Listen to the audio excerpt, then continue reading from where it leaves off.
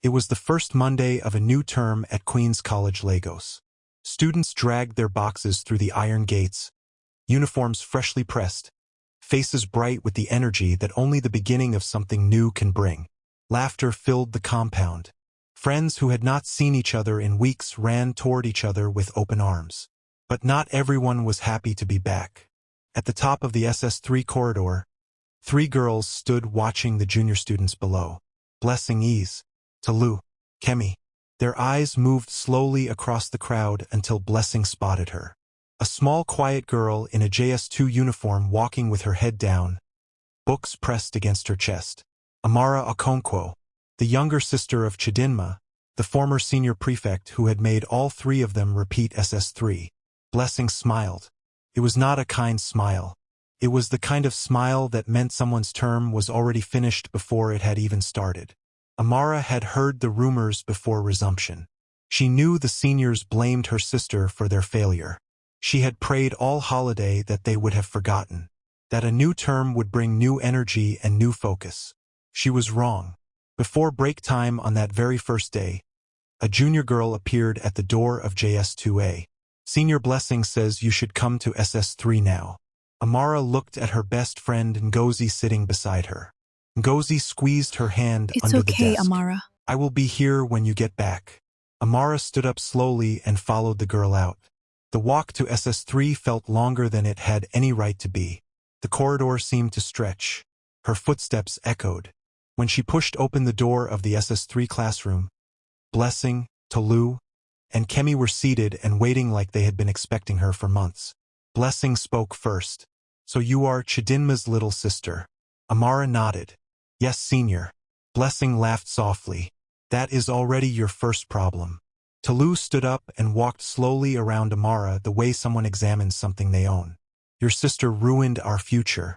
She reported us. She punished us. She made us repeat. So for everything she did, you will pay. Every single day of this term. Kemi added without blinking. Every morning you will come to this class before assembly. You will fetch our water. You will buy our food at break time with your own money. You will wash our white socks every Sunday. And you will clean this classroom after school. If you tell any teacher, if you report to anyone, if you even look like you are thinking about telling someone, what comes next will be something you will never recover from. Do you understand? Amara stood very still. Then she nodded once. Yes, senior. Because what could a JS2 girl do against 3 SS3 seniors who had already made up their minds? She walked back to her class slowly. Ngozi looked at her face and already knew. They sat together in silence for the rest of the period. The next morning Amara came to SS3 with snacks she had bought from her own pocket money. But the girls were not there. Instead, Emeka, Chukwudi, and Rotimi were seated inside. The 3 SS3 boys who were also repeating. The moment she stepped in and saw them, she turned to leave immediately. But Emeka's voice came sharp and fast. Where do you think you are going? Come here. She walked toward them slowly. Emeka took the snacks from her hands without a word and passed them to the other 2. They started eating without looking at her. Then Emeka stood up and walked to the blackboard. He picked up a chalk and drew the outline of a large building. He turned to her. Clean this house. Amara stared at the drawing. Senior, I do not understand. Emeka raised his voice immediately. I said clean the house. She picked up the board duster and wiped the drawing away.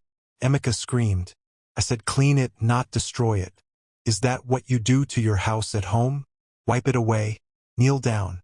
Amara knelt on the hard classroom floor.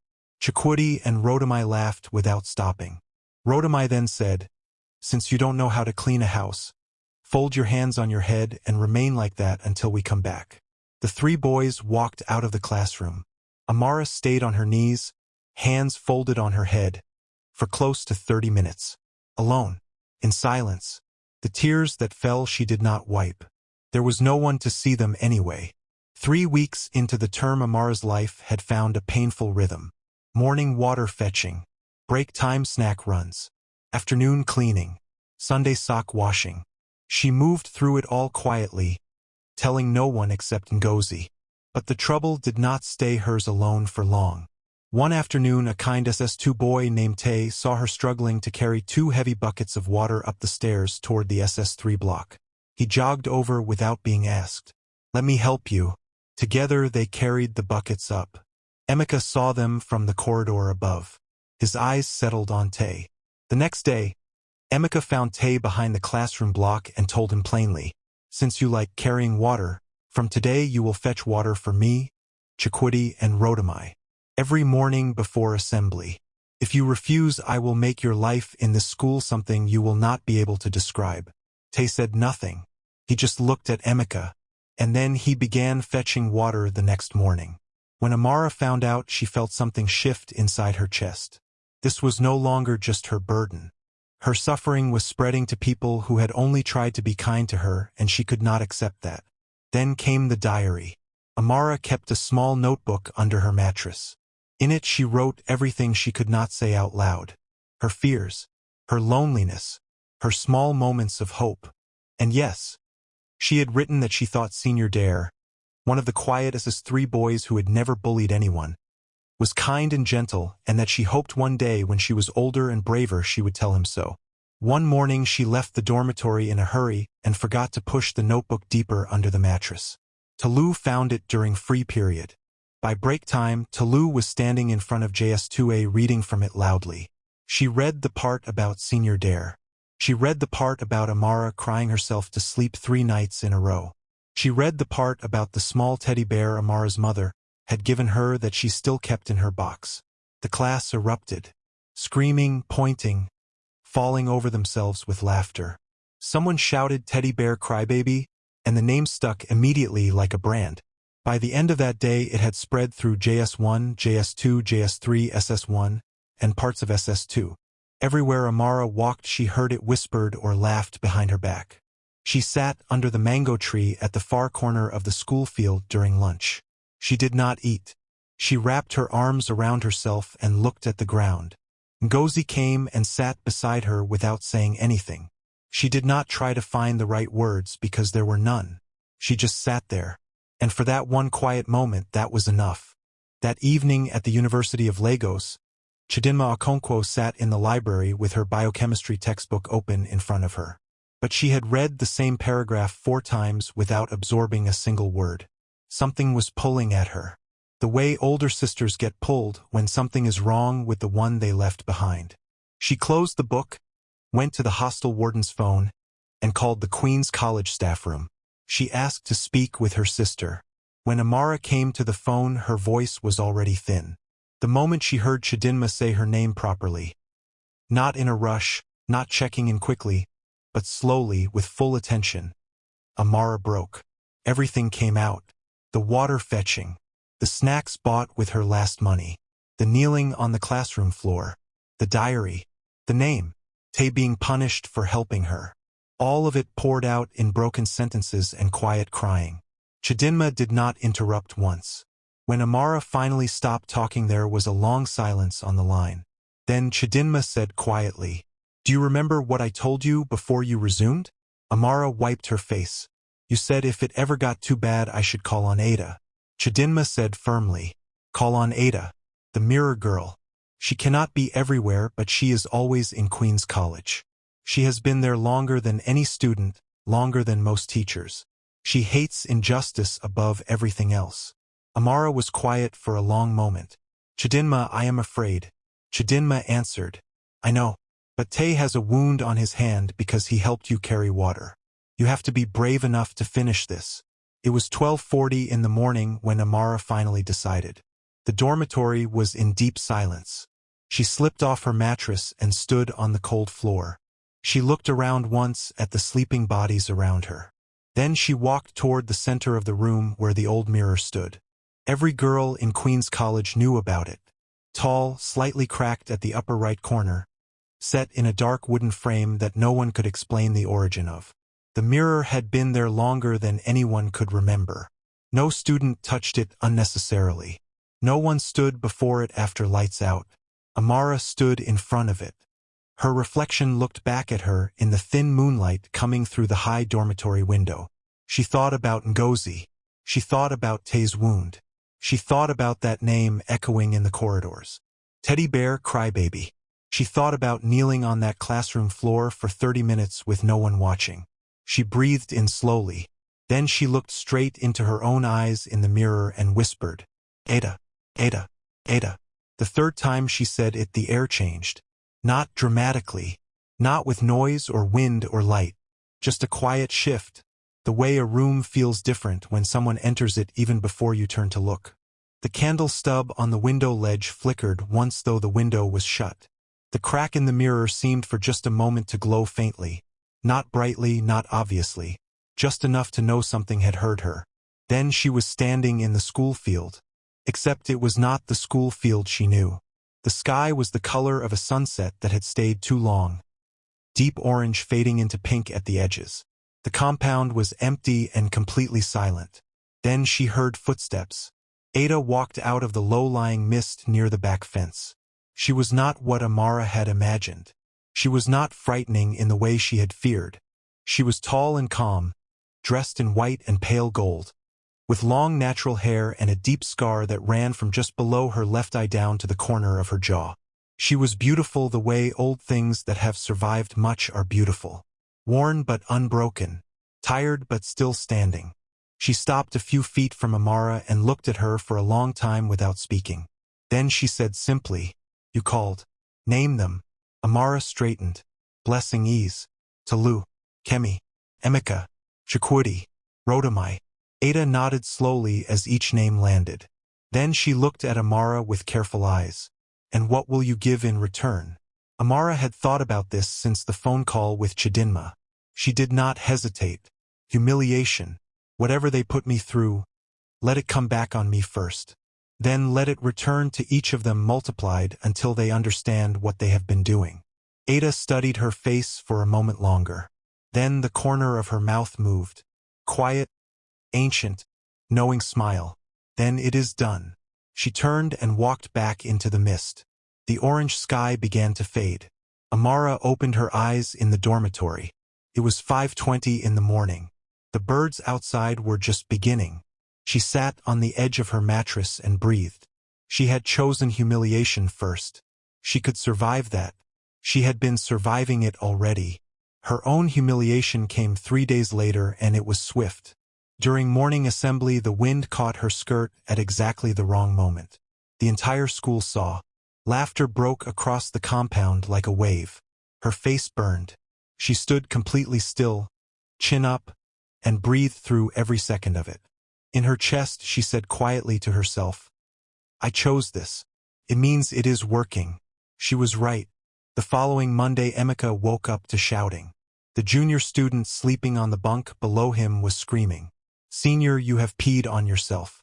Emeka sat up and felt the cold, wet sheets beneath him. By breakfast, the entire school had been told.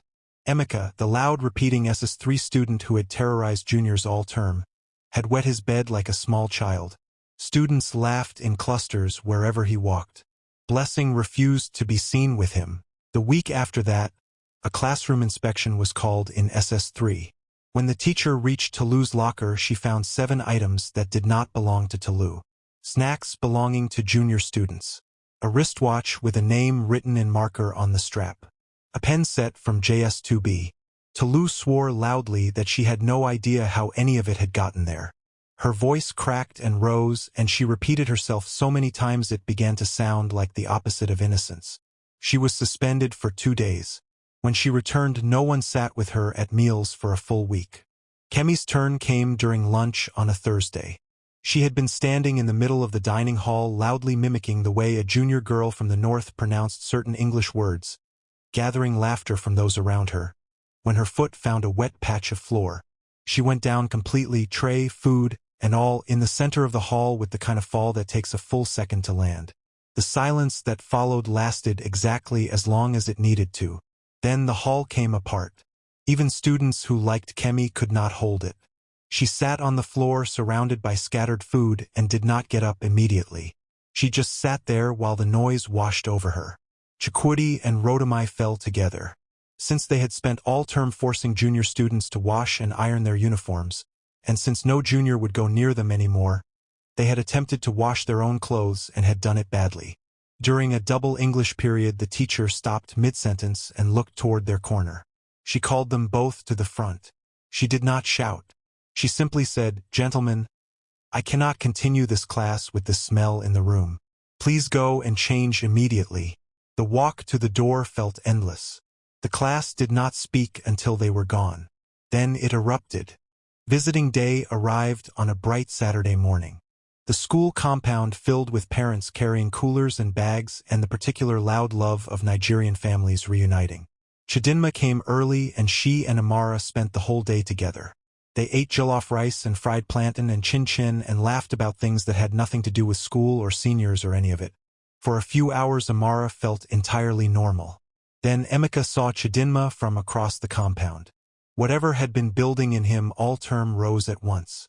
He walked toward her table with Blessing, Tolu, Kemi, Chukwudi, and Rotimi fanning out behind him.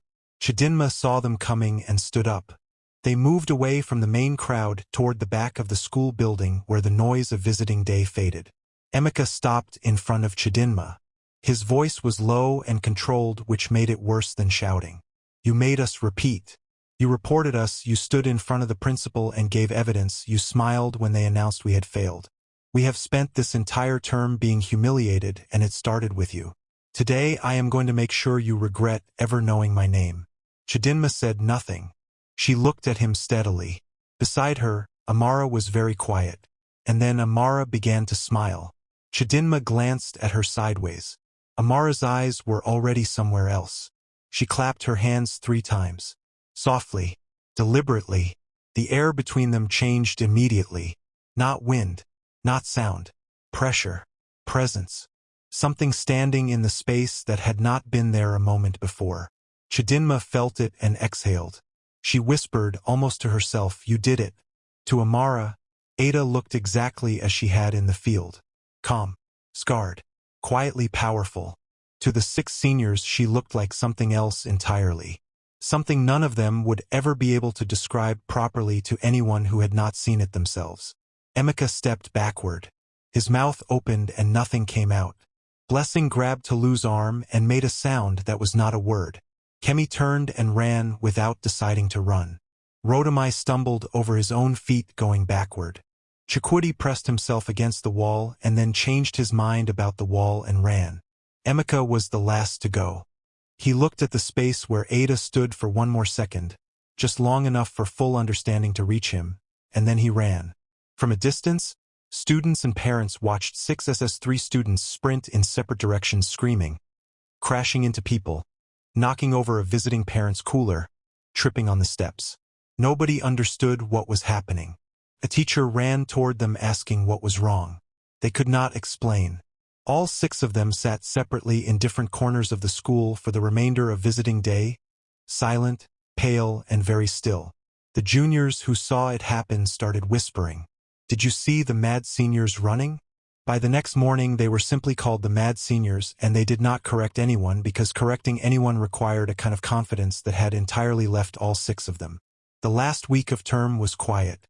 The 6 seniors kept to themselves. They did not speak to junior students. They did not give instructions or punishments or dirty looks. They sat in their classroom, studied silently, and prayed that their WEC results would be enough to free them from Queen's College. The bullying had stopped, not just toward Amara but toward every junior in the school.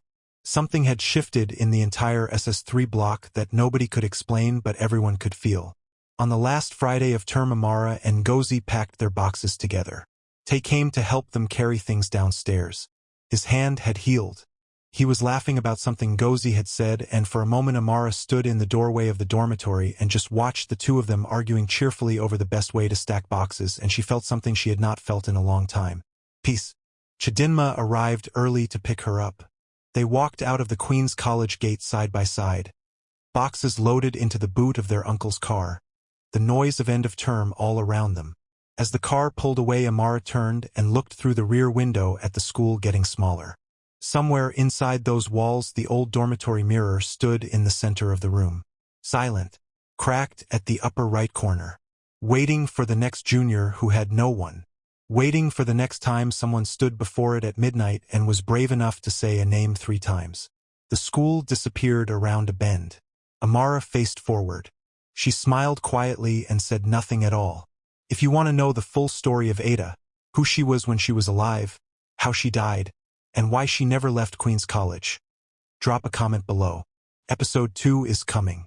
And whatever you do tonight, do not stand in front of a mirror at midnight and say a name 3 times. You do not know who is listening. Dee prayed all holiday that they would have forgotten, that a new term would bring new energy and new focus. She was wrong.